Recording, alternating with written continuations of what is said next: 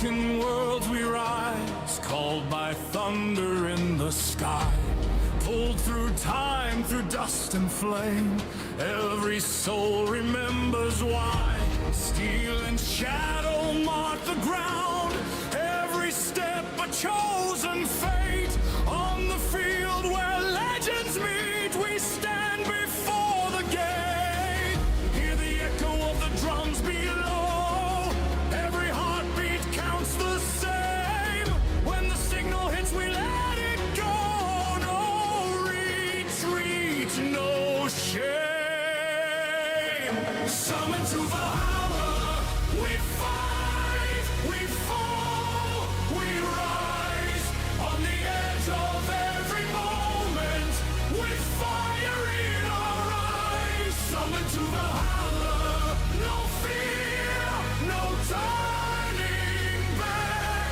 One roll decides the future, on the edge of the attack.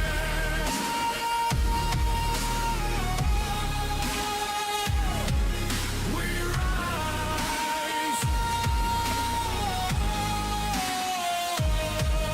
tonight. Banners are waving, shattered light, alliances of steel and bone. Every move a sacrifice, no one wins this war alone. From the jungle, from the stone, from the frost and burning sand, we were never meant to kneel, we were meant to stand. Every marker on the line, every choice we can't erase. When the dice begin to fall, fate reveals its face. Summon to Valhalla, we follow, we fall, we rise. Across the fields of battle, under broken skies. Summon to Valhalla, no fear, no turning back. One roll decides tomorrow, on the edge of the attack. Raise the power, feel it grow. Ancient forces breaking through. If we fall as one. If we win, we're something new. Legends aren't just born in flame, they're carved in dust and pain. When the silence finally comes, they'll remember our name.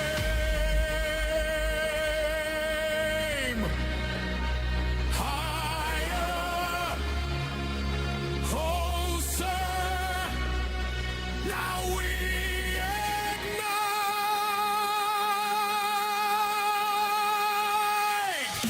Summon to Valhalla, we fight, we fall, we rise. Let the battlefield remember how we own the night. Summon to Valhalla, no fear, no turning back. From the dust we rise as legends, on the edge of the attack.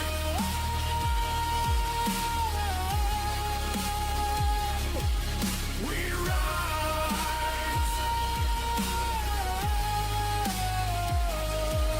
Valhalla.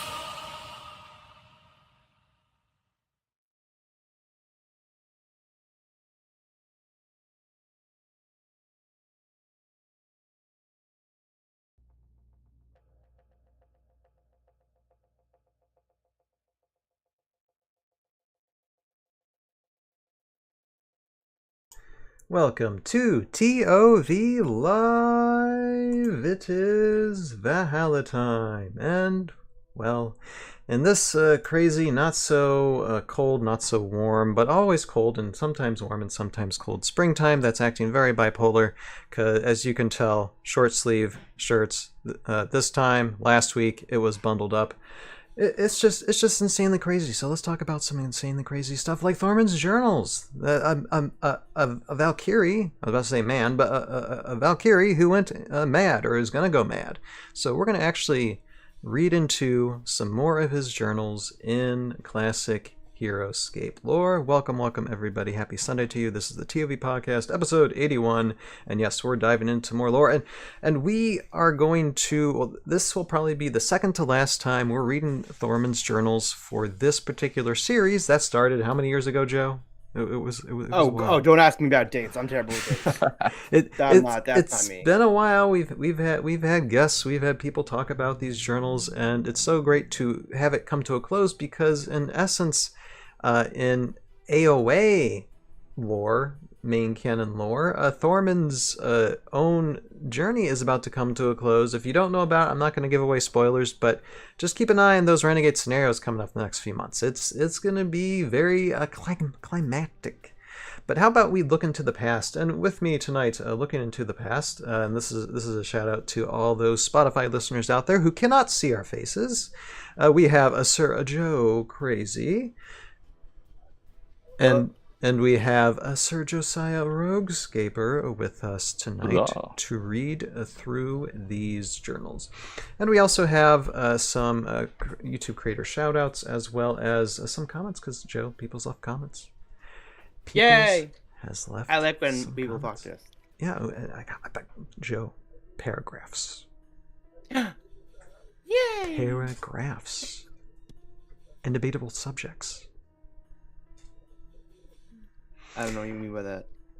I mean, debatable subject matters, stuff okay. that things that we can that has agree agree or disagree on. Gotcha. Which we will get into in a little while. But first, we're going to read as much Thormun's journals as we possibly can read tonight to save us. Yeah, where are we at? I thought it was 38, but actually I forgot to check. Yeah, I actually had it lined up on 38, so I don't know if I did that instinctively. I'm pretty sure it's 38. And yeah, it would make sense because we started the first two pages, which is 36, 37. Because our normal routine has been we read 2 pages or 2 journal entries, which is about 2 pages or so, 2.5 pages. And then that's it. And then you came to me this past Tuesday and you went, hey, let's finish up the journals. I'm like, all right, cool. How much is left? Because it seems like there's a lot more left there.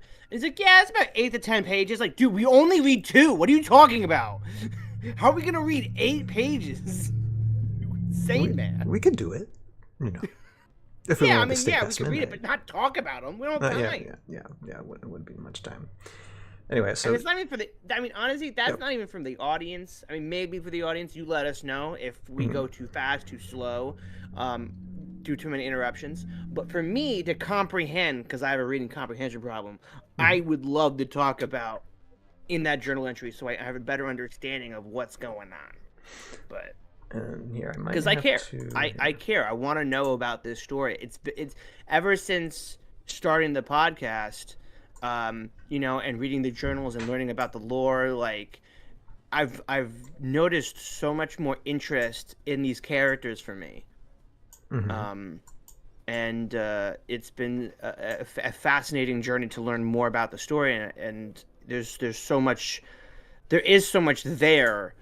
Lots of gaps, don't get me wrong, tons and tons of gaps. But there's still a lot there to play with in your mind, and it's so much fun to be like, oh, well, what kind of music do they play? What kind of entertainment do they have? What kind of food do they eat? Things that they don't talk about. Yeah, it's good to know about as much of the past lore as it is to know about the future lore, because there are definitely gaps within the past lore that even confuses some of us to this day, and I think Renegade's trying to fill a lot of those things in, but it's going to take time. But it's still good to look in the past as well. And for those of you who are watching on YouTube, I'm trying something a little bit different tonight. Usually I keep the chat hidden. Like I can view the chat from Twitch and YouTube simultaneously. But I decided to try and put it on the screen tonight so the chat can appear as well. So if you want to leave a chat, it should be popping up anytime you leave it. And It'd be interesting. It's an interesting thing to test out. I'm gonna see. It's kind of let like me see. I didn't know that. it's kind of like this side. I made the side border kind of transparent, and so we'll see. That makes sense because that you usually always have that up anyway. So yeah, so I can see it. So now everyone else should be able to see it. I don't know how big the text is gonna be. We'll see. So if by chance, leave a comment, test it out. Let's see it. I'll test it out. Hi. This new improved crazy technology. Can't keep up. Yeah, we'll see how it goes. Anyway, let's get into the reading, and I believe it's journal entry 38. Actually, wait. Keep on talking, Joe. I'm actually gonna check that because I don't. Also up here now. I don't want to reread the thing. Okay. Here, hold on. You guys will see bunnies in the background, so keep an eye out. They've been bothering me in my legs. They keep nudging my feet. They're gonna be running around. Oh no, we did read 38. We did read 38. Okay. We did read 38. Yeah, we did read 38. So it's gonna be 39. I'm glad I checked. I'm glad I checked because we didn't want to reread what we've already read. What? That would be wrong. Get out of here. All right. So journal entry 39. I guess I will start. It's a short one, so I'll just read through the whole thing. Swarm of the Morrow, journal entry 39, says, from the pen of Sergeant Drake Alexander, grass clings to the parched earth. With every step, it grows thicker underfoot. We begin climbing upward over a patchy green hill, which blocks our view of the horizon. Reaching the top, all the land opens up around us. It's like we stand on the dividing line between two worlds. Behind us lays the desolation of the Volcaran wastelands, and before us a lush green landscape fills our vision. Snow-capped mountains rise up on either side of us like great walls. Those mountainous ramparts protect a valley of swampy wetlands below, a narrow canyon path cutting through the mountain range. Our road is already set before us. Moving down into the canyon, I feel no relief from the heat of the Volcaran. Instead, the air turns thick, heavy, and wet. The moisture seeps into my cracked skin, but offers me little comfort. Ahead, I hear the babbling of a brook. That makes me want to babble. I'm sorry, I'm just getting out my inner Ed and Eddie there. Calling to me like a siren singing her enticing song. The mountain spring refreshes and brings renewed energy, but the air here smells foul. A great sense of foreboding quickly takes the place of the relief I felt after making it through the unrelenting land of the Volcaran. Or of the volcanoes, sorry. Had to move that. Okay. So I must have read this entry. I know I read the journals a little bit when it came to script writing, ToV seasons 2 and 3, because I have scenes at the end of season 2 and the beginning of season 3 where you see you overlook the Volcaran wasteland, and it is just a sudden cutoff from wasteland to jungle, and you kind of see that transition in that. So I already had a kind of a clear vision of what that could possibly look like. So this is, hello Derek, first besides Joe, first in the chat. Welcome this evening. So this is Sergeant Drake Alexander describing things. Joe, what do you say? So yeah, I mean so he's just kind of taking a break here. This is him just sitting down on a rock and being like, all right, this is what I just experienced. This is what I'm envisioning or seeing in the world. So very cool. Josiah, calm before the storm. Yeah, I mean, the way you talked about how it's kind of volcano and then jungle, it's very interesting because the Volcaran Wasteland isn't like a naturally developed volcano formation. Like, it was created from Utgar's forces, if I believe, to kind of create like a land bridge of sorts. So that's kind of why the terrain is so uneven, unnatural, is because I believe they pretty much allowed, at the start of Heroscape, the Volcaran Wastelands didn't exist, and then just kind of appeared, and no one knows how it kind of happened, which I think is interesting. Oh, interesting. Yeah, and I have within my storyline, I believe this is how it is, that the Volcarian Wasteland constantly changes. It's not like you could set a path, like you could lay brick down and have a path set straight through the wasteland to get from one end from Takala Jungle to the mainland, but it changes. It changes constantly, so it doesn't make much sense to do that, and so crossing that said wasteland is very treacherous. It's very treacherous, as we see in this lore as well as ToV lore. And now we got Justin in the chat. Welcome, welcome. He says, I'm here. Just hey, got back from visiting my parents. Just in time. Interesting enough, you bring up a really good, interesting mechanic for both of you guys. Talking about the interchanging of the land. I wonder if they wrote that as a way to thematically provide a story for why when you build maps that you can combine lava with snow, with rock and grass and all that, because it's always changing. Like you are building maps. And I could be reading that wrong. I could see that wrong, and that's fine. It could just be the volcanic wasteland and that's it, because Ukar is like, no, you can't come over here. Lava everywhere. But I still think that would be such an interesting thing where they wrote that in to be like, oh, it'd be fun if when people play with the game, they're always changing and making new maps and combining the different terrains, that we could kind of write a little something in there, to be like, oh, this is thematically this is what it does. It's like, oh, okay. Yeah. This entry here has 3 terrain sets already, so yeah, but, super cool stuff. Volcarian is like a really important part of why Aquila joins the Alliance. That and the Morrow is just kind of like she's kind of being encroached on both sides by Utgar. I mean, that's why she has the lava crabs in her army. Is love them or hate them, she has them to deal with that lava structure that's now in her territory. What do you think? We just got an example of what the Valkyrie generals look like. What are your thoughts on Aquila or Keela? I think Aquila looks a lot like other Kyrie. She looks like what you would expect her, but I think it's a good design. She's very just much like a different Glenerva, but Glenerva is a really cool design, so I approve of it. For sure. I have to look up. But yeah, this is basically the lull before the potential storm.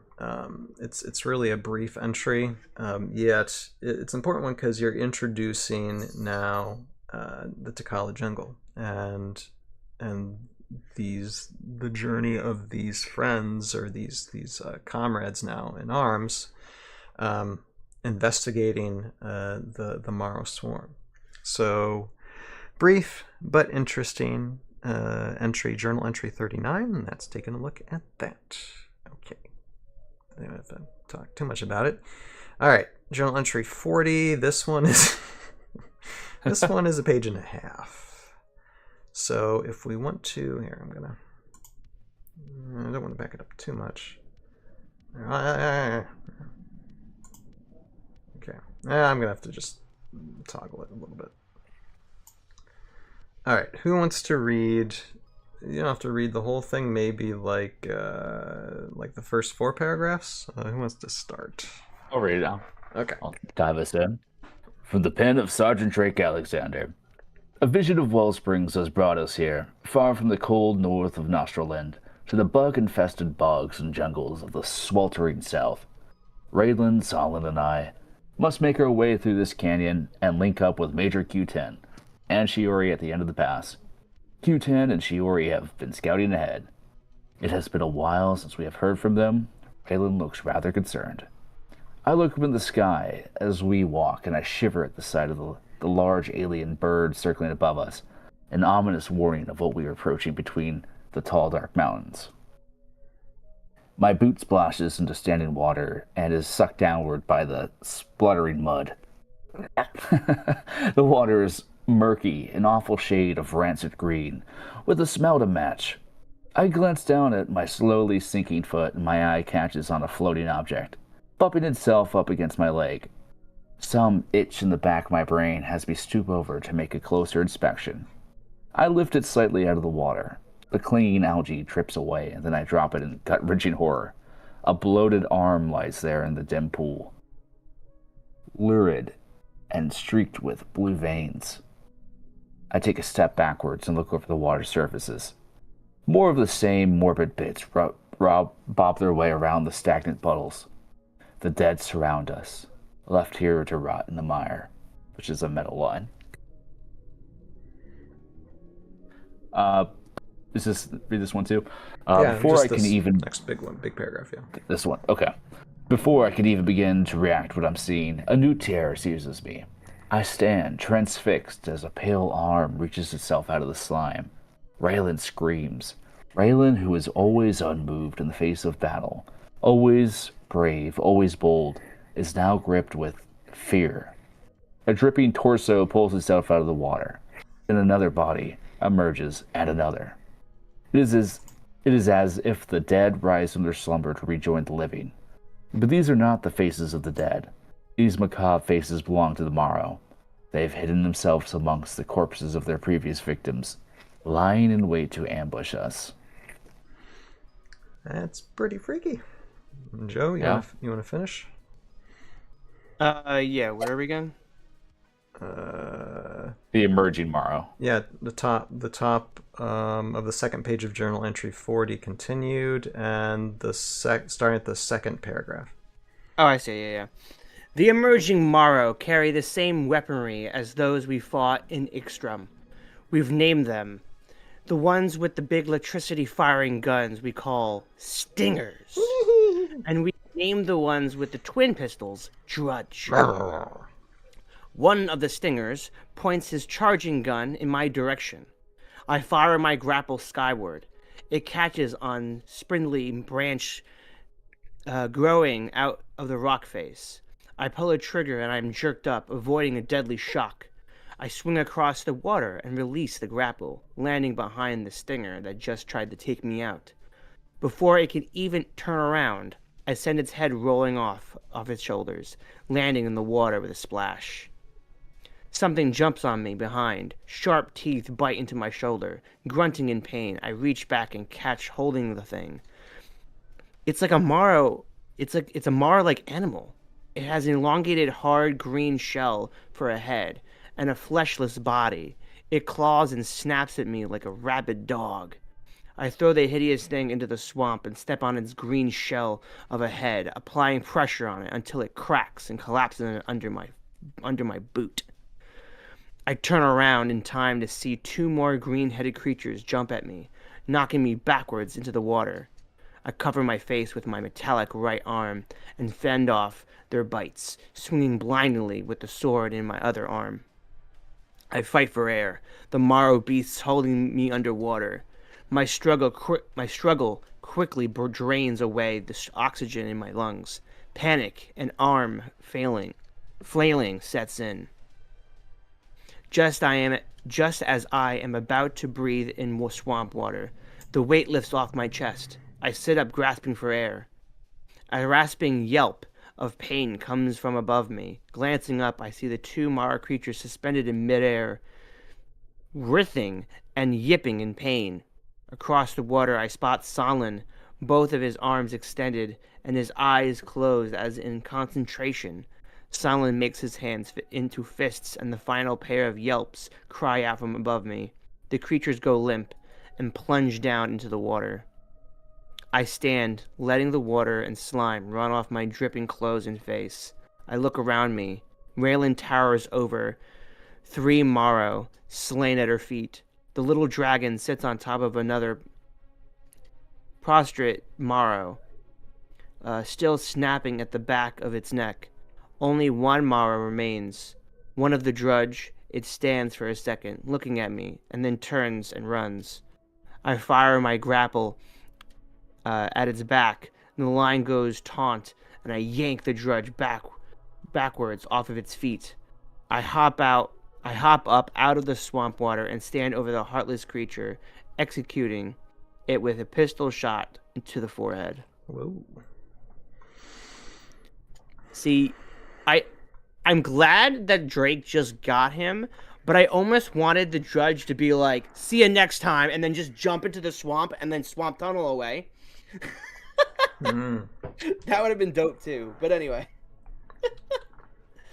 Yeah, the grubs and stingers, baby, and Drudge stink anyway, so it doesn't really matter about them. But you know, yeah, it'd be easy for Drake to take care of a Drudge. Yeah, very easily.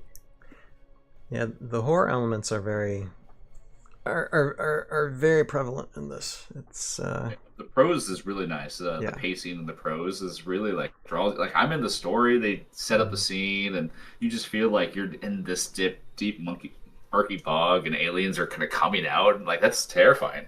Mm-hmm. It reminds me of how cool Morrow were, back then to get them, because it was something that was very unique to Heroscape. We'd never really seen anything like it before in a game. It was. I mean, it's.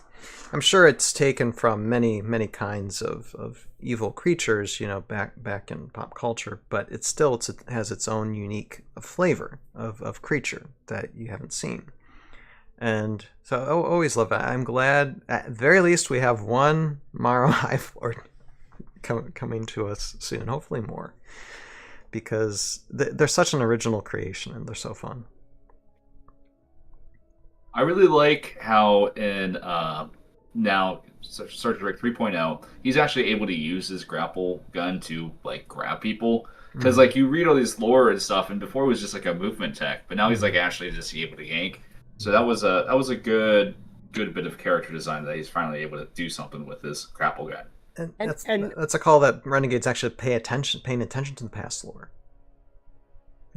Yeah, I mean, if you think of that, I mean, that's what Drake 3.0 does, which is super cool. Like I, without even thinking about that, I'm going, oh yeah, duh, of course. Wait a minute, that's not what he did. That's not what he does. That's cool. Wait a minute. Yeah, it was already envisioned. And the tone that gets set up for Raylan to scream, who's very, very stoic character, that doesn't usually do that just shows the setup of what all this has come to, in all their travels, and they meet these, and they haven't even stumbled across a Hive Lord yet. These are just drones, basically, the puppy dogs and the low life soldiers, or the stingers, a bit more dangerous than the Drudge. Yeah, and funny enough, I mean, we're nearing the end. Well, okay, there's a lot more of Swarm of the Morrow here, so we're gonna hopefully see somebody. But yeah, interesting. Hopefully we see somebody. Who do we... I mean, obviously we gotta see... I mean, Nigok has been in the game for way long at this point, and I don't remember ever seeing him. Maybe? Have we seen him? I don't know if it was early on or not that we see him. Yeah. Some characters are just not included. I remember Bachna, though. So Bachna we've seen. They've talked about him. And we've definitely seen Contourna. No. Is that the VC one? Am I saying that wrong? Torkolna. Torkolna. Thank you. So I guess if we see anybody else, it'd be the Overlord. Tulbakra. Yeah. I think pretty soon they're going to run into a hive. I think that's the accumulation of of the story. But and anything else to say about this particular part of the story? It's pretty direct. Storm of the Morrow. It's. I mean, it's pretty. I mean, there's some pretty metal things going on in there, but like the fact that the Morrow are like able to contrive ambushes is slightly terrifying. Like they're not entirely mindless, and also that they're able to use like fear tactics, like just hiding amongst other dead bodies. That's so cool. I love graphic that. Terrifying. I mean, this again, as someone has put it before, this was a game designed for 8-year-olds, but this lore definitely is not designed for 8-year-olds. Just no. If Sergeant Drake is executing a Drudge and shooting it in his style, head, like that's not like 8-year-old me's not gonna be like, Well, young boys are probably like, "That's so cool. We want more." 8-year-old me is like, yeah, that's the coolest thing ever. That's a Han Solo thing right there, you know. Yeah. Yeah. So, yeah, as long as your parents don't find out, you know. I guess. I don't know. Right. Yeah. The liberties you can take with fantasy, you know. A bit, but yeah, so that's basically, and I guess so when they're fighting, so they're trying to search for two of the comrades. We already know that two of the comrades went ahead to scout, so there's just three of them there fight. That would be an interesting scenario to have, you know, where you have Sonlin, Drake, and Raylan themselves taking on a few squads of Drudge, Stingers, and Nagros. That'd be a fun little scenario. And just like have like overwhelming numbers of Morrow and see how much longer how long they could last in that. And swamp water too, to help the Drudge out, because the Drudge need all the help they can get, to be perfectly honest. Yeah, unfortunately. Yep. So that's taking a look at journal entry 40, Drake Alexander. A narrow miss, but execution style to end up taking care of it. Moving on to journal entry 41. Okay, let's see the length of this thing. Okay, it's just a page. I'll try to read through all this one. And I'm trying to keep track of time to... Yeah, what do you want to cut off? Right, okay, so we got 41, 42, 43, 44.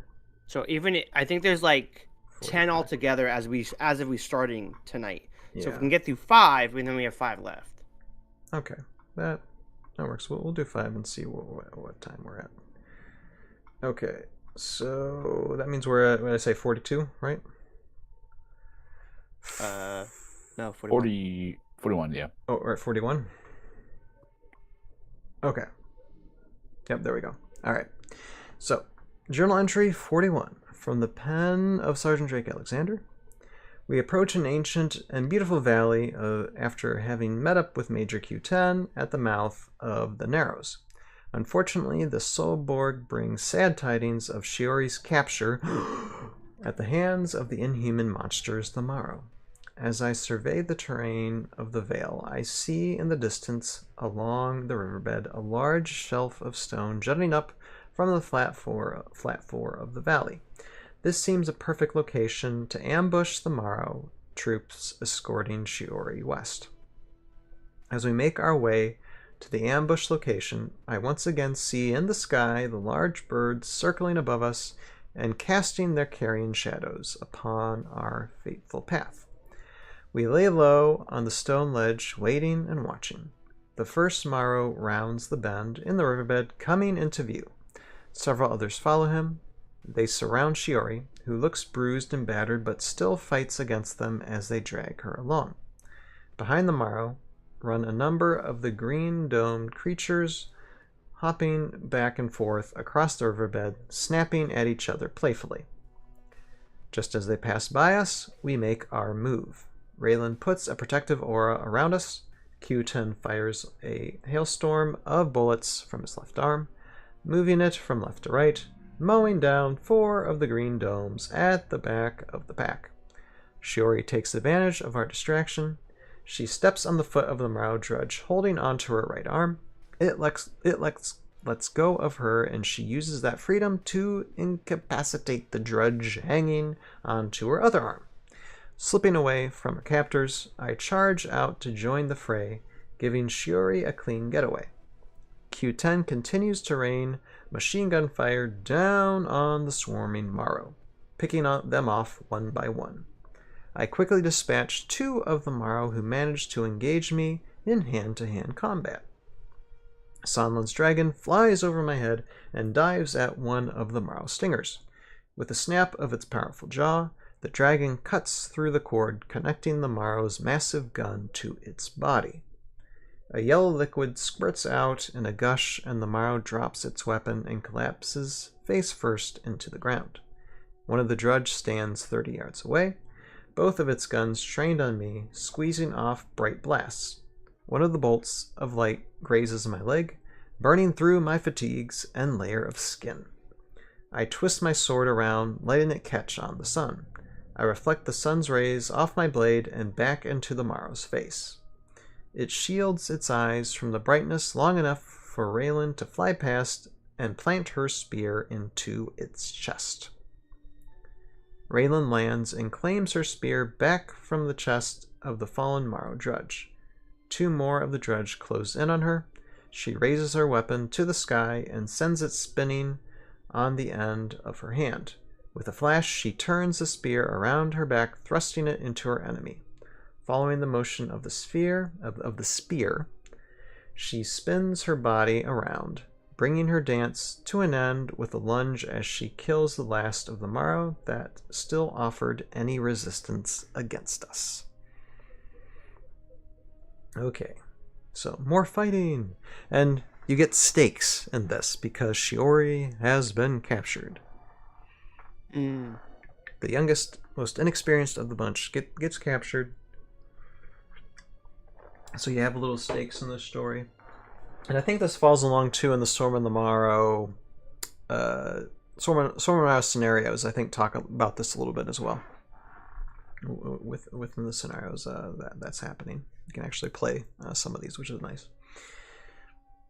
But yeah, what else to say? I like how descriptive the fighting is. It gives quite a bit of detail of what's happening, even down to Salen's dragon tearing apart one of the gun connectors to the Morrow to where stuff splutters out. It's very descriptive. What are the green domed creatures they're talking about? The Nagrubs. The Nagrubs. Mm-hmm. Ah, okay. Like it's what they named them Green Dome because they do have like that alien-like shell. That's a take from Alien for sure. Yeah, they look like the xenomorph dogs. Mm-hmm. Exactly. I just like how all the other generals send their like bravest warrior, and Einar sends like this like teenage girl. It's like, oh yeah, you can have this one. It's like, I mean, maybe the idea is that it's like, you know what? Because even Thormun did find Shuri, right? Like, because she was kind of like hiding out. Yeah. There's a story that we had read that I have a clear vision of her trying to steal bread off of somebody's house or something. Does that sound familiar to you guys? Something like that. Okay. Thormun definitely ran across her. Yeah, so I don't know if it was Thormun, maybe it was Drake, one of those characters, but even so, like that's probably why she's part of the group more. But even from Einar's perspective, it could be like, I don't have time for this like search stuff. Like, we have bigger battles to deal with. Take her. Like Kebabs' skateboard. Yeah. No, and actually, that actually speaks about Shiori's character because I never thought about it before, but Einar wasn't really taking this alliance very seriously, it seems like. No. Because if he was taking it seriously, he would send one of his best warriors. And from his perspective, Shiori was just some ragtag teenage girl that he's just like, okay, I'm going to get rid of you so I don't have to, deal with you anymore. And you can join these guys, which is that's actually an approach I got to approach with some scripts if I use her character in the future. And shows her inexperience shows right here getting captured and her friends gotta rescue her. Yeah, what kind of ninja gets captured? Like that's by the grubs. Yeah. Being yanked away. Inexperienced one. That's what it'd say. An inexperienced ninja. Mm-hmm. Well, I think she's gained some experience. She can speed into 3 versions of herself at least. She's so fast, you're seeing 3s. Apparently, yeah. Anything else? I like Raylan using her spear in this capacity, and when I animate with her, I like the versions of her that has her spear kind of out. That way, I can whip it around, and actually do the kind of the same type of swoops when animating her. It's nice. Yeah, definitely the biggest sculpt insult you could do with Raylan, especially for the fourth version 4.0. That is the most action packed mechanically, gameplay wise. Since you can jump around after different units die, she can just jump around, and she's just like a. That's the pose for Aura. Okay, that's the Aura pose, opposed to jumping in the battle like her card actually looks like. That's unfortunate, but no, this is good lore here. What do you think about Josiah, the just writing of the fight scene? Pretty well written. No, like writing action is really hard to do. Just establishing like that sense of direction where people are. So they do a really good job of establishing distances and directions, which is as a person like who likes to animate, it helps to know those distances. I struggle when I read bad action scenes where like, are you far away or the obstacles? You have a very clear image of what's being presented here, which I appreciate. It's well written. Like, it's surprisingly well written. Like, it should be this good half the time it is. For sure, yeah. No, it is, and it drives the story along for sure, and takes them to the next step. So yeah, that. If anyone's got nothing else to say, that's looking at journal entry 41. Another fun, interesting, stakes-driven fight scene. All right, number 42. Yeah, and just the answer a reminder, to life, universe, and everything. 42. Okay, go ahead, Joe. Yeah, I was gonna say, I was looking at our outline for tonight, and we don't have to go to 5. We can go to 4 because then, and when I say 4, I'm talking about like 4. So it would be 42. We could end at 42 and then do comments and shout outs, because then we only have 43, 44 for next time, and then 45, 47, because we noticed that 46, there's a mystery with 46. Yeah, we need to figure out how to get 46, if there is a way to get 46, because it's erased. Of course it's erased. It's scrubbed. So technically there's only 4 left after 42, especially to save you on time with your other work. Yeah. So yes, doing 4 tonight, 4 next time. I think that'd be fair. Yeah. All right. So Joe, do you want to read like let's see, I would love to. 2, 3, 4, 5, 6. How many are these here? Yeah. Well, I can read all of 42. Okay, read all of 42. Then you do 42. Go ahead, Joe. Journal entry number 42 from the pen of Sergeant Drake Alexander. After the ferocious battle at Montiqua Ledge, we decide to stay together and avoid any major conflicts by staying off the cleared paths. A sense of dread almost overtakes me as we emerge into a clearing and see what could only be described as a Morrow parasite. A humongous creature that is glowing and pulsating out of the choking natural spring. Out of the top, this leech drops a large larva sac that starts to tear itself open almost immediately. What emerges from within is a Morrow stinger, and the horror hits me. This is where the Morrow have hidden, and we must destroy this grotesque monster before more can be made for numberless hordes of Ukkar. I lead the others forward toward the giant claw-like parasite. More larva sacs holding to the thing, wriggling with life. The newly born Morrow stinger stumbles to its feet, but it is weaponless, and it flees when it spots us. 3 of the green-headed creatures we've taken to, calling Nagrubs, stalk about the Morrow hive. The Nagrubs are sightless and lick the air like snakes, tasting for their prey. We are downwind from their flicking tongues, and so make a stealthy approach. As the Nagrubs discover us, we discover that they are the least of our worries. At the end of the clearing, more than a dozen Morrow come marching into view. Behind them all stands a Goliath of a creature, with a Morrow riding on its back. The thing's eyes glow red. Its mouth is lined with pointed teeth. It looks hungry. I turn my gaze from the Morrow giant in time to see a Nagrub leaping at Shuri. I yell out, but she has no time to move. She throws her arms up in front of her face, but the Nagrub's teeth don't find their mark.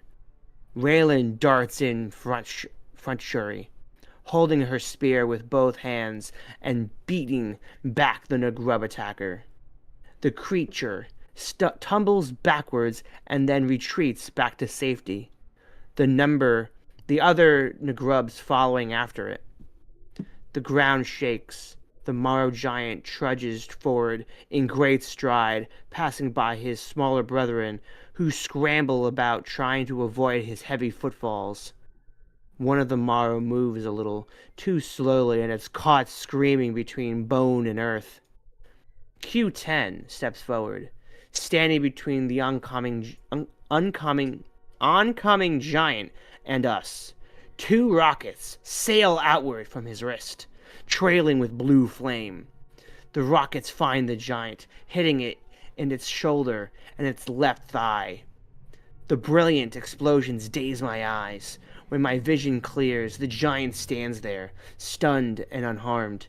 He takes off the explosions like a boxer might shake off a blow from a weak opponent.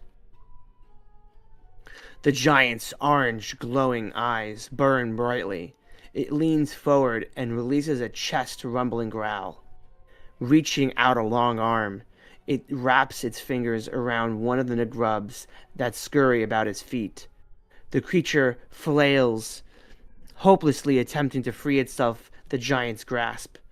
The giant grabs onto the Nagrub's thrashing rear legs and with a jerk frees the thing's body from its armored headplate. It tosses the meat of the creature into its wide mouth and drops the green shell at its feet. The giant chomps down twice, making those noise of crackling bones, and then swallows.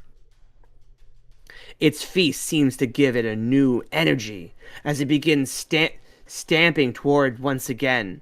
Raylan takes flight, making her wings carry her high into the air. Then she dives, aiming her spear at the head of the Morrow giant. Before she reaches her target, a bolt of amber light collides with her frame, shot by a Morrow drudge. Raylan is sent spiraling from the sky and lands in the shallow swamp waters behind the giant. I cry out. Rage replaces fear. I charge forward, drawing my blade.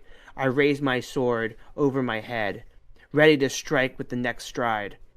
I bring my blade down in a forward stroke, waiting for it to bite into Morrow flesh. The stroke goes wide, and a giant hand collides with the side of my ribcage, sending me airborne in a rush of pain. I hit the soft, swampy ground and slide several feet before I stop, face first in the muck. I lay there on the ground for a moment, determining not to let the pain overtake me. I turn myself around and use my sleeve to wipe away the sludge from my eyes. With my re-found vision, I look up to see the wide-mouthed gun barrels of 3 Morrow stingers staring back at me. Boom. That's it. Oh, baby. Cliffhanger. The story can't end there. What happens? That is my favorite entry ever. He's totally not mind shackled. Totally not mind shackled. You know, we haven't used that bit in a while. No, we haven't. Good on you. Had to bring it. Good on you. Had to bring it. But yeah, seeing the hive, seeing oh my god, what was my brain Torkolna eating a grub? Hell yeah! Separating That it was from its nasty. shell first. It It's like it's Yeah, a I always thought they just connoisseur. popped the whole thing, but they just like a shrimp. like- Yeah, just kind of Yeah. like pull it apart. Yeah, again, still good writing for him. This just very descriptive on the situation and the fight, and how it's like a lot of these heroes, they're in over their heads for like a lot of these creatures. Yeah. Again, they're losing. They're not. yeah. No, and it goes back to how cool that the Morrow were, back. They still are. They still are. Still really good. Still good units. Still are good units. So I hope Renegade can carry, that future. And one thing that's been mentioning too for some of these, like there's a description of like carrion birds, and they don't really describe what they are. I wonder. It would be cool to have like winged Morrow squads, and I've been talking about that for years. Yeah. Do you envision these to be like bats, or do like more like birds? They'd just be bone and like raw flesh. I want to be as grotesque as what we just got for a Morrow. Yeah, that's that I have issues with that. It's too gross. But anyway, but even we just witnessed the description of a lifetime. But I don't know. My vision for flying Mara would be more bat shaped opposed to like winged creatures. But I digress. But yeah, no, we do absolutely need flying Mara. Flying Morrow, yeah. I think that's one thing we don't have, and that would be so and cool. And a Hive 2.0 would be lovely. Hive 2.0, yes. Yeah, or different versions of Hive, because we got different versions of a Kraken's tentacles. We can have different versions of a hive, like a multi-armed, limbed hive would be really, really cool. Just saying. No, absolutely. Yeah. I mean, especially with we learning about, I guess, spoiler alert, but like Maladrix, right? There are rumors that she is not the only one of her kind. Right. That is out there. I can't wait for another queen. I want another queen. Bring on the other queen. Yes. Her being in kind of an outlier in the ranks of the bugs. So now, Joe, I'm not the only one who ends things in cliffhangers. This is a cliffhanger for this one. Yeah. I learned from the best. Just saying. Yep.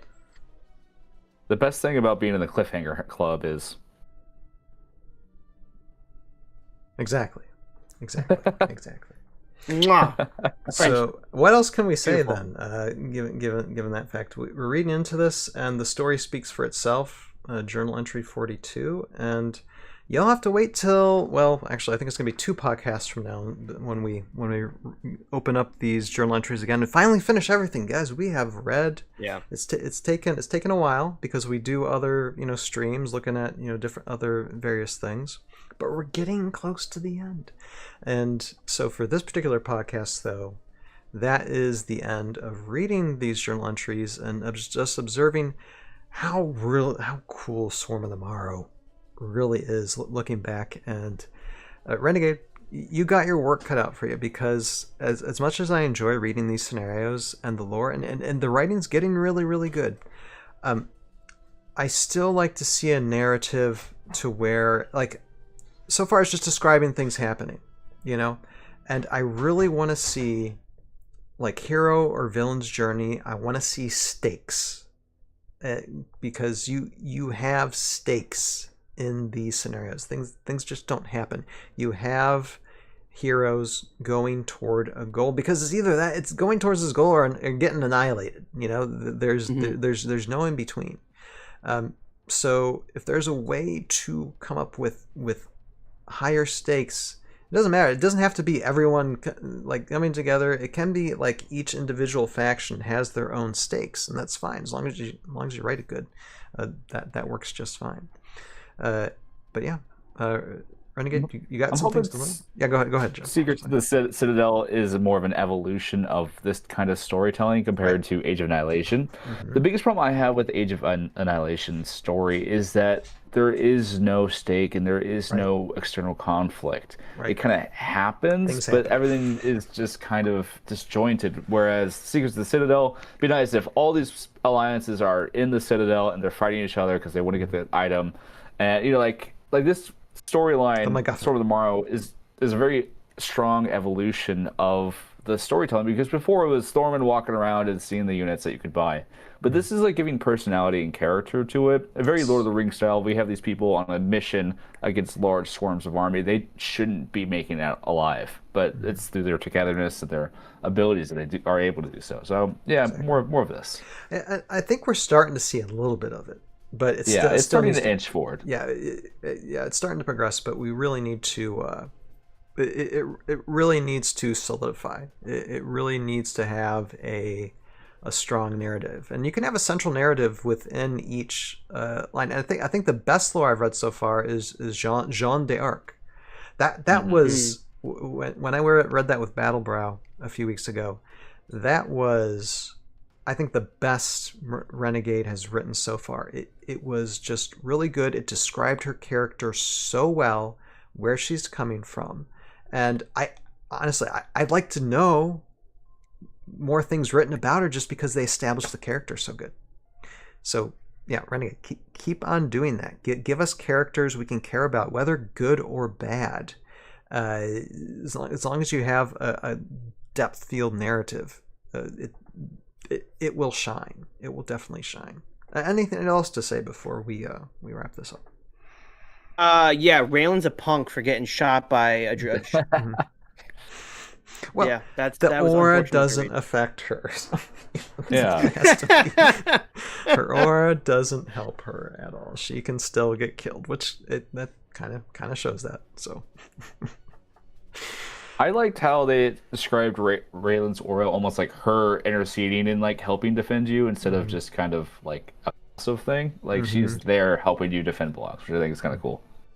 Yeah, it's a good storytelling factor in it for sure. All right, well, that's taking a look at Thormun's journals, written by from the pen of Sergeant Drake Alexander, describing the epic Swarm of the Morrow storyline, ending on a cliffhanger. And well, you'll just have to wait till next time when we read the rest of it, for sure. All right, so what I'm going to do is I'm going to shut this down a moment. I'm going to look at chats a second, because let's see here. What do we have? Hope Cat. Okay, well, I'm gonna backtrack because I see a few comments here. Skateboard, it was in the chat. Says, let's see here. Says, slowly editing the same video for the past 4 months. Oh, I know. You want things so perfect, but get it out. We look forward to it. Skateboard, we look forward to it. Justin saying, I'm actually teaching my 8-year-old niece to play Heroscape this afternoon with the G.I. Joe Battle Box.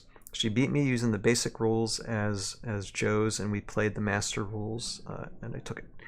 Cool. Yeah, my son, I'm currently animating the G.I. Joe stuff, and my son wants to play with them. I'm like, you have to wait till I'm done with animating these. It's like the work comes first, unfortunately. What else do we have here? Hope Catherine says, and hello, Hope Catherine. I'm glad you could join us tonight. Life Kicker did that with smaller hives. Says single hand points with who's Life Kicker? Is that Escape Creator, or is that someone else? Is that like 3D printed creations? I'm looking for it. I've been looking for it. I did find one with customs, which I need to write down, because these are really good ideas. Oh, maybe they mean Scape Creator. Yeah, that's what I was thinking. Because Scape Creator made variations of it. Actually, it's been a while, and those are ready to be 3D printed and out. Or like that. There you go. And it's like, I would have them printed, but this thing isn't working. I'll probably get a new one sometime. But yeah, if you're talking, or if it's someone else, if Life Kicker is someone new, then I need to know. Inquiring minds need to know who this person is. So that's interesting. And Hope Catherine says, psyched for the new Shrimp Lord. Yeah, okay, yeah. For Renegade announcing. Yeah, it's that. It's fun. Yeah, it's the most hideous thing. That's Pod armies beware. Oh my goodness, it looks so cool. So yeah, no, great. Okay, so that's catching up with the chat. Now, what I'm going to do is we'll get into comments from the audience in a second. First, we got some YouTube shoutouts. I want to give these shoutouts to people. So here, let me share again. Share screen. Get this up here, and let me go here first. Okay. So first YouTube creator, Heroscape creator on the table is Heroscape Goblin. Only got 18 subscribers, guys. We need to give Heroscape Goblin more sub love. We need to give him more sub love because just is starting to go through impressions of, I think, the current wave, which is cool, and giving their talk. So just getting started, and let's see, it says in their description, I'm a goblin who covers Heroscape. It's pretty fun. Joe, I don't think we've had a goblin so far, have we? No, but my friends keep telling me not to listen to the goblins, so I don't know how I feel about this right now. We'll be having a goblin. Well, we've had some D&D goblins, and we'll be having a goblin Heroscape styled from Eel and Fahua. There you go. No, and I've listened to some of Heroscape Goblin's videos. Yeah, very, very good head and his shoulders. Definitely check him out and hear what he's got to say about his take on the new Heroscape stuff. And Heroscape Goblin, if you're out there, we'd like to hear your take on like older stuff too, if you ever get a chance. Because there are waves in the past, that you could talk about. You have the opportunity for more content. You have the power. You have the power. So yeah, definitely check out Heroscape Goblin. Give him a boost. Give him a reason to make more videos. Subscribe and link description below again for everything down here. Check them out. And then I'm going to share this. Now, I don't think you guys know this person. It's not anybody you would know. Not involved in the Heroscape community at all. The casters of a house. So Mike apparently started the YouTube channel. I don't think we've shouted out the YouTube channel. He's done some live streams in the past few months, talking with some of the community, tier lists. It's all very like expert level Heroscape talk. But if you want to learn good Heroscape competitive play, definitely, if Casters of Hell's got a YouTube channel, subscribe right now. Even though it might, content might be coming out sporadically, it's still worth it anytime Mike produces anything. So give him a subscription as well, because only 60 subscribers. Needs more. That's why I'm shouting them out. Okay, now let me again collapse this, and we are going to get this. Okay, Joe, we got some YouTube comments. Are you ready, Joe? Are you ready? Oh, I'm ready. Are you ready? I'm ready. Let's do it. Let's go, and hopefully this connects. All right, good. It's always tough whether or not these are going to actually see them or not here. And hello, Bill Flint in the chat says 3 of the most coolest YouTube scapers. Oh, you're too kind, Bill. What do I think about YouTuber Cody? You mean Cardboard Cody?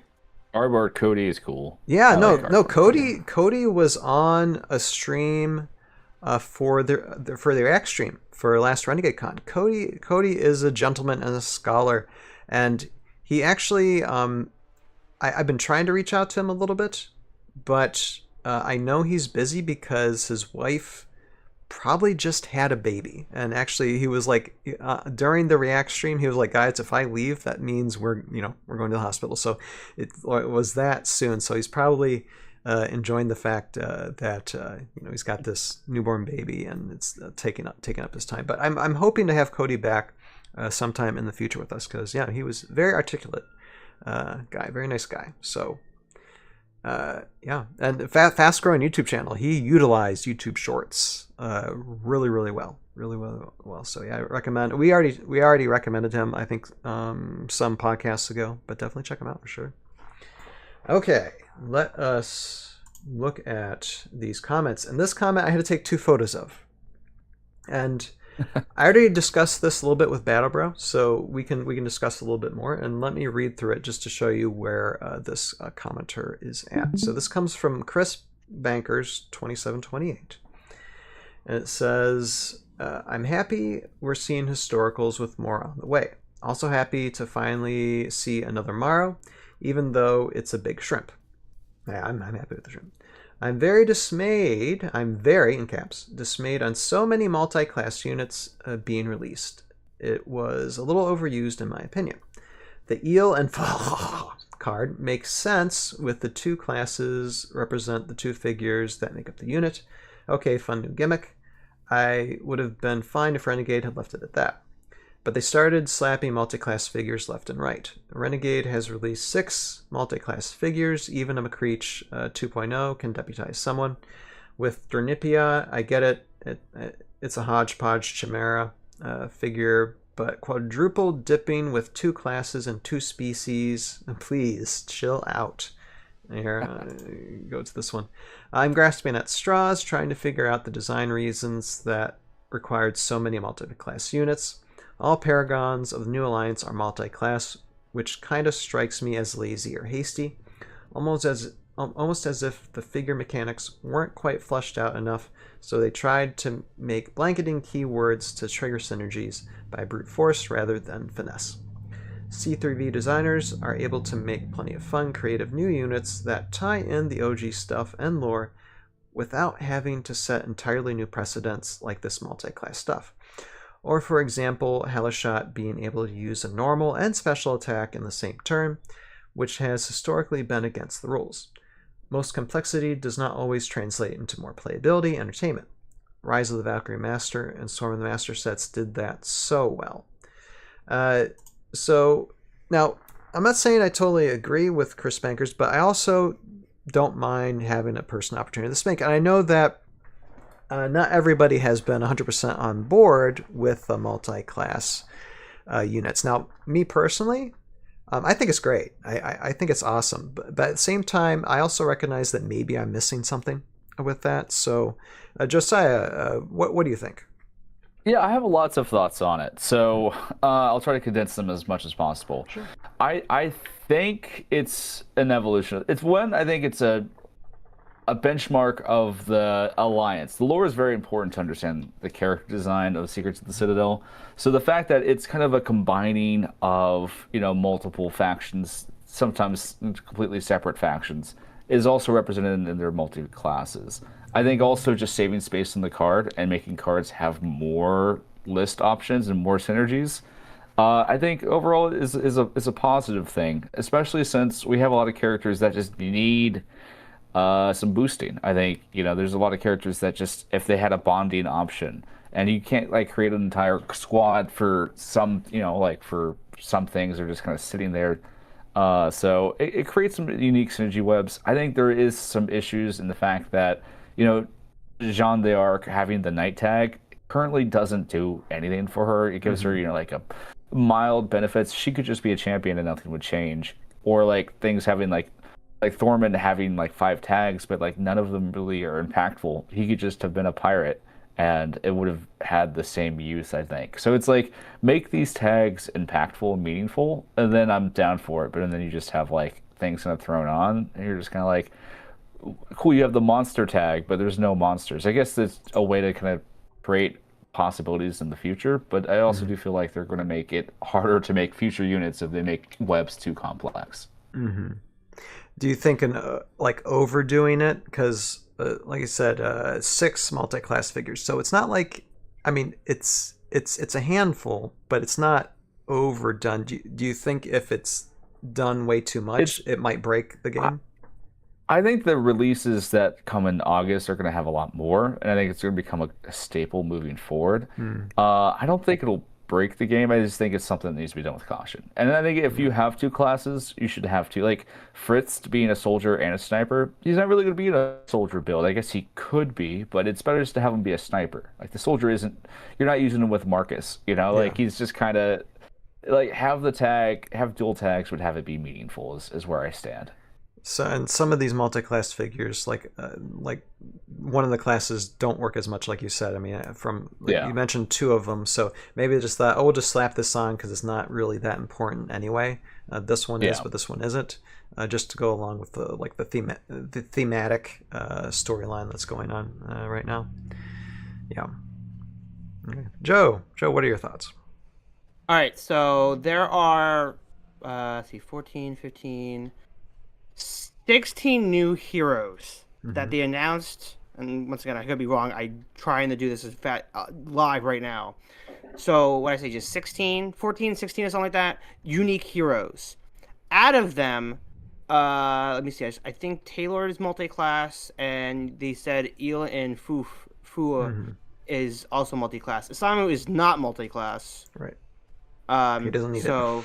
4, 5, 6, 7. So out of the 14 or 16, I don't remember what number I said, 7 of them have multiple class. So saying that it's overdone is just like, well, out of the entire thing of Heroscape, if 7 characters have this multi-class and they're starting something new, they got to start something new with something. Yes, I do agree that some of them don't make sense. Like the sea creature guy. Okay, I don't see him as a soldier. Based on his power, he seems like a sniper. Okay, the only sniper in the game currently is Deadeye Dan.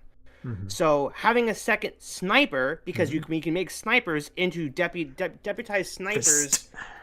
To make them lawman makes sense. Okay, cool. Now you can do that. That makes sense. So having him as a soldier and a sniper, I get it. When it comes to Taylor, because I look at his dad bod and I go, what is going on here? Having him be a gladiator and a warrior, to me, they gotta be cooking something up. They gotta be cooking something in the background. You know, they're trying to future-proof something that we haven't seen yet, which is based on my experience of this game.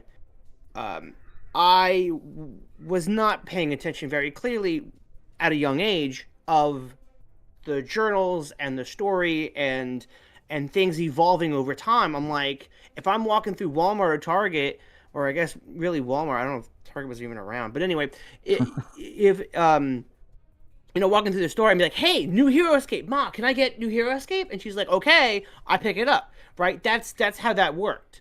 So, for those that did experience this for the first time, they're like, hey, this is crazy. Why are they doing this, right? And then we're like, down the line, we don't even think about those kind of changes. But I think as a Heroscaper now, we need to be open to change. The game can't stay the same thing forever. If you want to play that, that's fine. You can play that. No one's stopping you. But we got to be open to change. 2 life, unique squads. I think people are still mixed on that. It's an interesting change. It makes uniques uniquer, which I like. Having a unique squad be 1 life and they're gone off the board, it kind of stinks. Unless that is their purpose. Having a squad of 5 is a first time.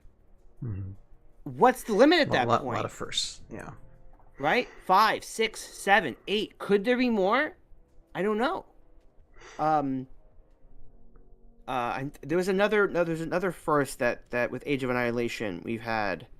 Oh, and Thormun, was like Roguescaper mentioned, Thormun was multi-class first before these, so it already did happen. Just true. I'd rather have things like what we have now compared to what Thormun does, because Thormun I felt like was very sloppy. Thormun is like the example of let's throw a bunch of things on here and see what sticks. I feel like these new things, you can see there's hints for future synergies, like the Seekers and Citadel tease the Green Knight being revealed, so we're probably going to get some.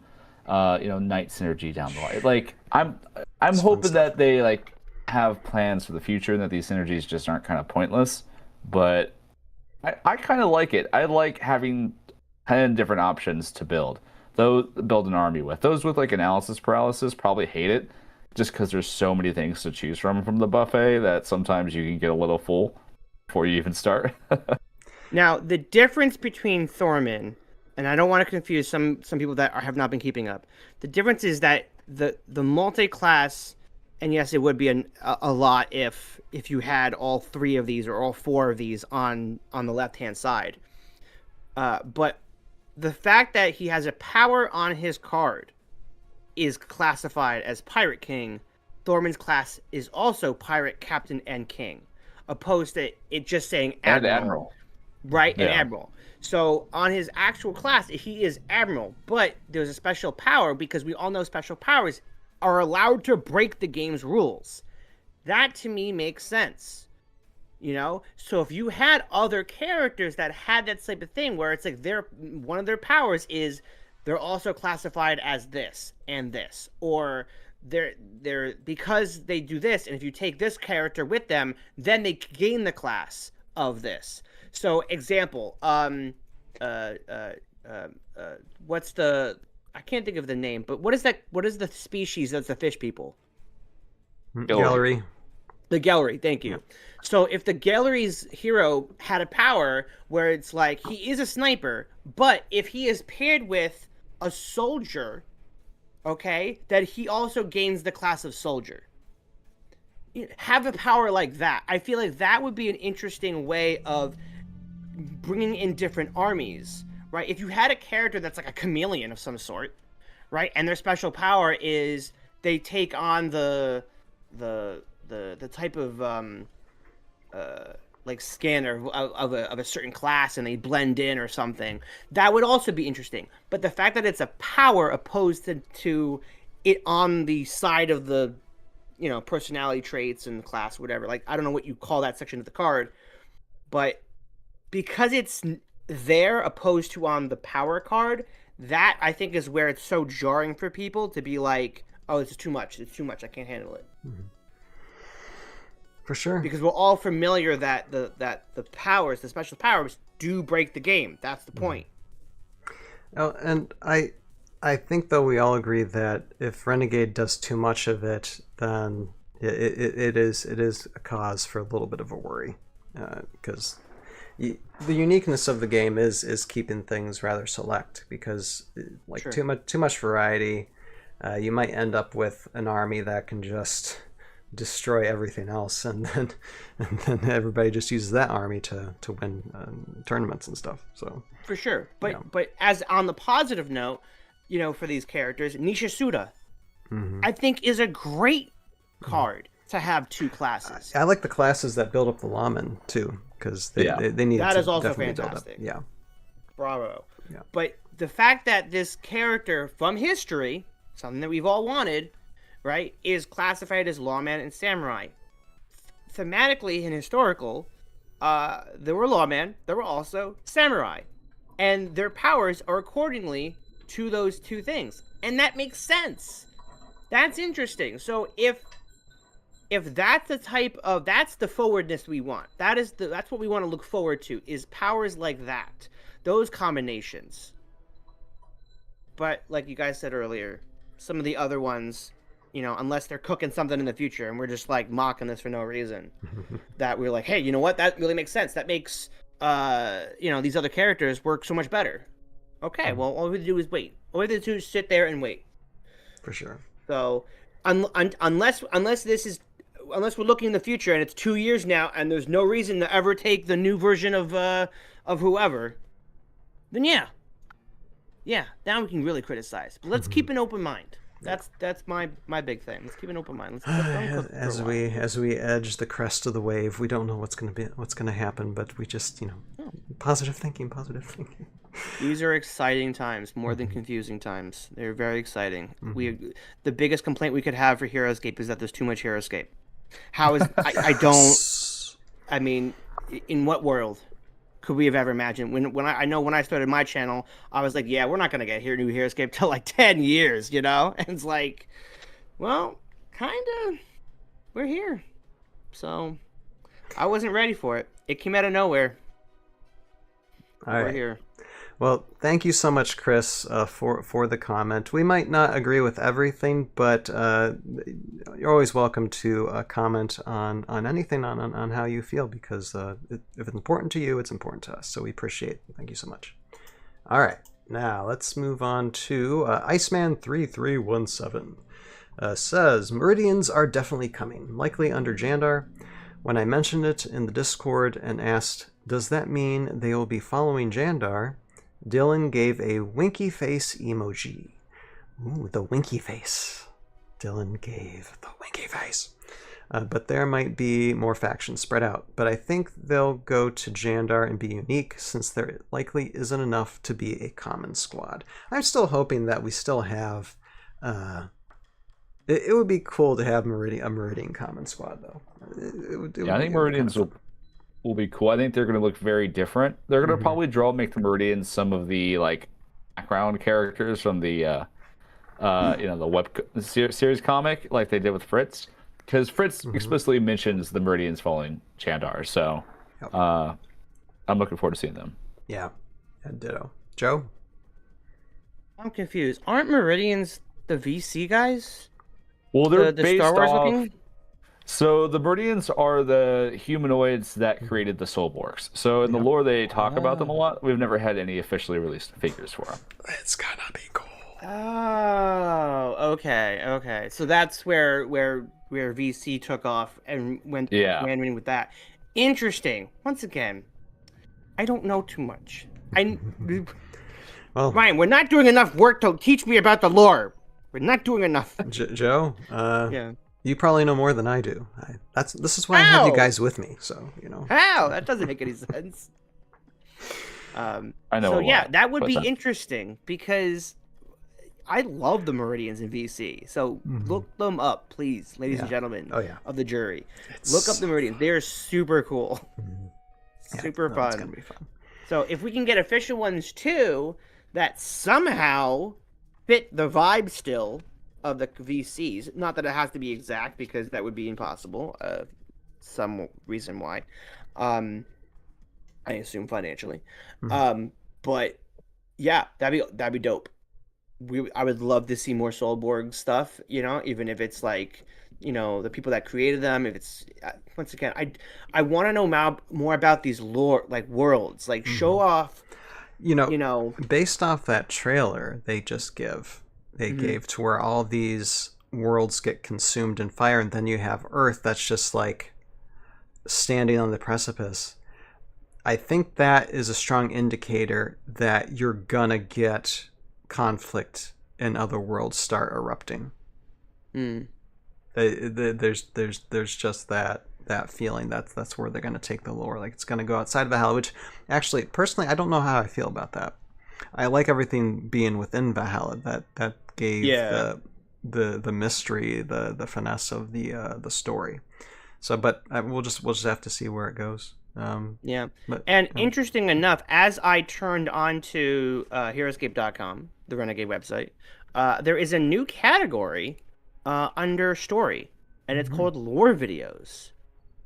So we might be getting more soon. Yeah, so the fact that, yes, we have the introduction to Secrets of the Citadel and the lore video of Welcome to Valhalla, I assume based on that, we will get more, which is very interesting. And yeah, I think that would be very exciting if they could give us little story bits of lore through video form, because, once again, my reading comprehension is below me. It stinks. I do like visuals. I'm a visual learner. So show us the different worlds. Tell us a little bit about each of those worlds and where these people are coming from. Absolutely.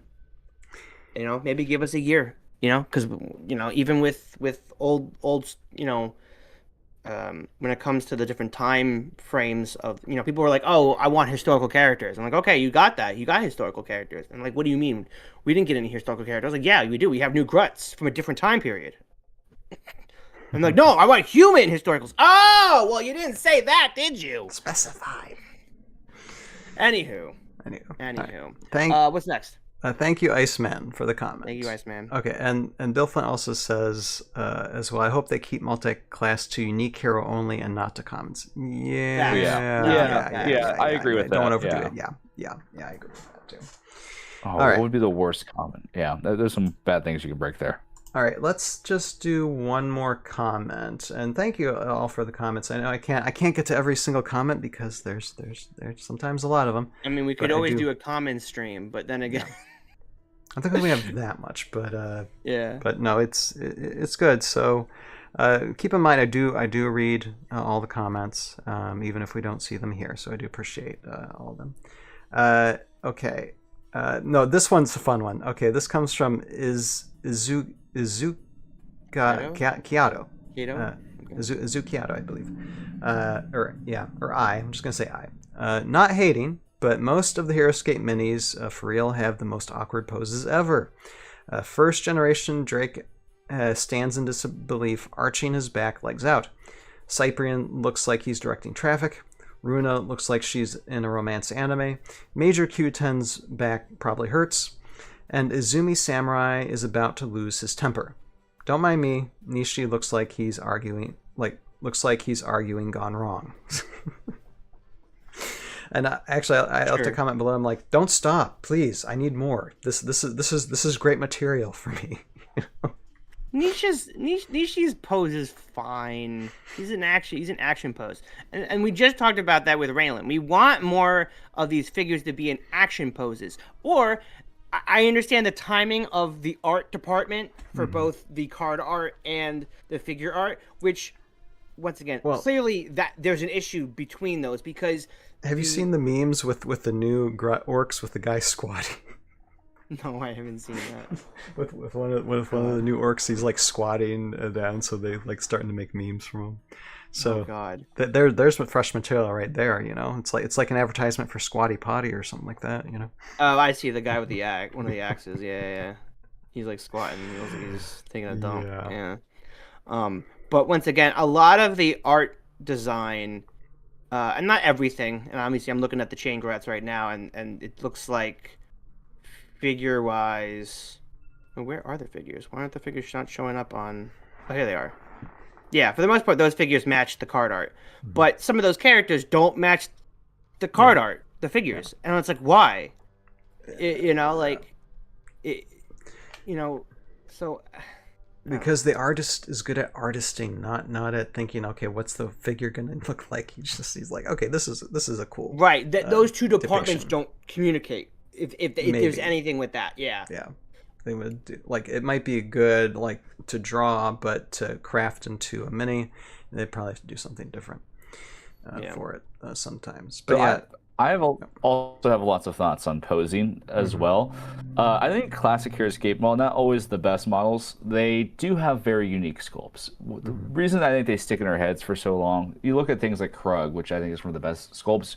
I call it the iconic Heroscape curve. You have these very dynamic curves, and not everything has it, but like you look at things like Braxis, it's not just standing there straight. It's like all wobbly, and Krug is all like you have like that C look, and they have a lot of dynamic. Not necessarily action poses, but there's a lot of unique curvature in classic Heroscape. Sometimes I think new models can feel a little bit flat. They're missing a little bit of that personality in the models. I think sometimes they're too thin and not the right scale to really like represent that kind of larger than life like posturing they're trying to convey. But no, yeah, some are bad, some are good. Every game has bad models. I love the poses that like provide a bit of comedy, especially in the stop motion animations, because you work on the strength of whatever the pose is, and just have fun with it. But describing how like I love a good roast, and roasting the miniature poses is certainly fine by me. It's all in good humor and fun. So appreciate you so much, Izukiato, and I apologize if I butchered the name, but thank you so much for the comment. All right, so let us close for the evening and give our not final thoughts, just shout out. We already given plenty of thoughts. Joe, why don't you shout out your channel, sir? Because you're doing things. I am back doing content. Not as often as I'd like, especially for this month's video that I'll have out hopefully by the end of this week. I have to. That's my deadline. I had a really good idea. I have a really good idea. And this is going to take a lot more work than for literally, it's a bit just for me, honestly. So I'm working really hard to make the bit work. But anyway, that's that. Yesterday, I went to a Mars tournament, Treasure Trove, I think it was called, Treasure Hunter maybe. It was a unique-only event. You take 8 figures, 500 points, had a lot of heroes on the board, a lot of very different builds that I've seen. Me in particular, I was stylizing with my Nigok Saw, and I had gotten 3 Mind Shackles. And 2 of them happened in one game. And I will say, the first Mind Shackle I had, it was a very funny, little funny tidbit here. I don't remember exactly what I said, but I timed it perfectly with some very swift dialogue, where I was like, had said something to the effect of like, all right, first we had a 2, let's add a 0, and I rolled it. And it came right to 20, and I went, oh! It was just such perfect timing, for how difficult it is to roll a 20 on a d20. And then also line up your character with another character. And then also the time up dialogue. It's very... It's very difficult, but that was fun. It was super fun. It was a great event. I did wind up going 2-2 out of the four games I played.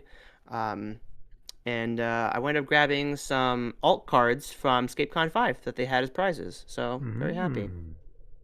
Very happy with myself. All right. So, with that said, I don't think there's anything else too newsy, but otherwise, go check out the previous videos I've been putting out. I talk about some awesome terrain I picked up last year in one video, and of course, I talk about Secrets of the Citadel in another. And there is music!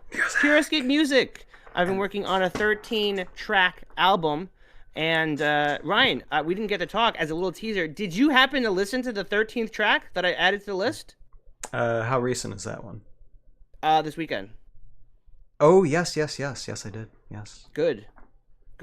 Very loud, right? It's on fire. Let's just put it that way. It's on fire. It is fire. A lot of these tracks are fire. Yes. So go check out the first one, primarily called... What did I call it? I forgot what I called it. What? The song. What's the song called, Ryan? Oh, oh, come on. Summon to Valhalla. Summon to Valhalla, that's it. Yeah. Man, my brain is I listen to it nearly every morning, so I do, know that. yeah. He's the only one that knows as many songs as I do. I love listening to this stuff. It makes me feel so motivated. It's awesome. Yeah. And I will say, I will have one prepared for our next lore stream. So please tune in early when Ryan puts out his advertisement of what we're going to be covering. So when we finally finish off the journal entries for Thormun, you'll hear a very specific Thormun themed song. So tune in for that, and of course later that evening it'll be posted on my YouTube channel. So thank you so much for my time. And with that said, I am not crazy. I'm Joe Crazy. Hey, thank you, Joe. Josiah, go ahead. Yeah, so I've doing pretty consistent output on my channel. I'm the paint covered Heroscape fiend. So if you're into painting or wanting to kind of dive into that, definitely check out my channel. I stream every Thursday, painting lots of Joes recently. Be painting the new stuff once I get that stuff all ready. Be on the lookout for some more unboxings and breakdowns, and I got lots of little stuff cooking. So if you're a Heroscape fan, I mean, you can always check me out. It's always appreciated. And yeah, it's May, so it's a busy month. It's going to be April, May. I'm kind of entering a busy block of time for me, but we got some fun things going on. Some events I'll be going to too as well. So I'll be around. Absolutely. Again, links in the description below for everything that we mentioned. Check it out. Check it out. Press the buttons. Like, share, subscribe, all that stuff. Have fun. Have fun with it. And of course, I'm Ryan, aka Tales of Valhalla, and well, I'm currently in production of. Oh, I'm going to address Bill Flint's question. How do you feel about future figures with flying poses like done with Drake, AOA, and Hellshot? I mean, if it's like a 2.0 of something, it's not bad. I mean, the Drake Alexander most recent, the AOA one, is pretty fun. It's pretty fun, along with Hellshot as well. It just depends on the miniature, I think. So yeah. Hellshot, I think, is done really well. It's very scary looking. And then with Drake, the pose itself is also really cool, showing kind of once again, it's an action shot, right? He's in mid-flight. Yep. Very, very cool. That's almost where I wish. I plan to use that miniature of him like transforming from one mini to that mini, and he flies up, and then he just does a spin to where he's just like spinning around and just chopping up people with a. And, I mean, obviously, an unfortunate thing for you, Ryan, when you have, let's say, third Drake on the board at all times, you're always going to have that smoke there. I got smoke effects. I can do that. Right, like so, he's just constantly smoking on the board the entire time, which would be funny, but also it might take you out of action scenes. But who knows? It's a thing. And when it comes to Raylan, I hope the final Raylan. No more versions of Raylan, please stop. We're not a fan of the pose. Right, we want the action pose that she has in her card art. That's what we want. Yeah, what she's doing is a talking pose. Really, she's orchestrating type pose. Anyway, okay, so that's that. But so with that being said, this past week I was doing animations for a project for Renegade, for the GI Joe Battle Box, and this coming Tuesday and Wednesday. Tuesday, I got to finish the animating for said advertising short, as well as had a couple of suggestions. One from, I believe, was from Bill Flint, the other from War Pigment. And if you want to leave a suggestion for me, like a super chat suggestion, which I will do within reason, or if you just want to leave one that like Bill Flint did, leave a suggestion just in the chat or comments on what you'd want me to animate with the GI Joe minis. Then I'll potentially do them this coming Tuesday after I wrap up everything I need to do for the Renegade short. So another stop motion stream. It's the first time doing it. It's been kind of nuts. The last week streaming 4 nights in a row. That was insane. So I am taking a night off tomorrow night, but Tuesday night we'll do a stop motion stream, and then Wednesday we'll start. We'll be in the thick of editing said GI Joe short and getting that wrapped up for next week and turn into Renegade, because this is you got like do this very, very quickly. So join for that, and then just stay tuned, because this wagon train ain't going anywhere soon. I'll probably be animating a lot more stuff, definitely writing a lot more stuff, including the painting, the Heroscape planning, because got to prepare for ScapeCon soon. It's like those events are already up, and so we got to start preparing for that as well. So never going to be a dull moment, really. So look forward to that, and thank you all for watching, and just stay tuned. You have a purpose in your life. Find it, pursue it, live it, and we'll see all of you next time. Bye now. Bye-bye.